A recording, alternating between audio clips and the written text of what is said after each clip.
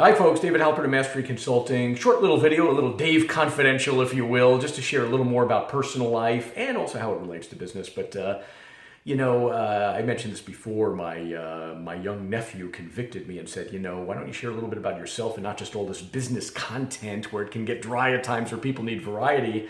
And I teach everybody we need to add relationship in order to build influence. So why am I not sharing? I've always been a pretty transparent person, but never let people really in so much to the kind of behind the scenes. So here we are in the new library. My wife and I have always been students of personal growth. When we met and started dating, she would drag me to a Tony Robbins event and kind of arm twisted me to go pursue with a business coach, Keith Cunningham. And we always had this dream of building this English manor style, Downton Abbey style, crazy library with the ladders and the flooring and all this. We finally took, we don't have, our home is something like 2,400 square feet. So we took this room in the corner of the home. We couldn't do something that big. And we turned it into this kind of beautiful little library, which has turned into an office as well.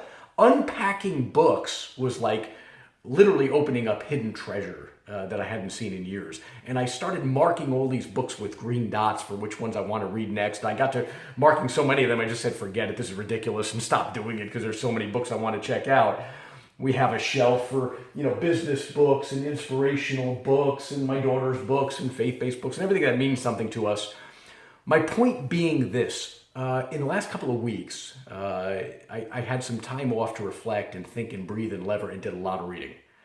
When I feed myself a ton, I feel like I'm able to feed others somewhat. And I want to remind you that in your businesses and lives, your value in the marketplace is your influence, and your influence stems from your ability to hold conversations and be of interest to people. How much are you feeding yourself? It's like a sales funnel. I think we need to feed ourselves a ton in order to be able to feed others.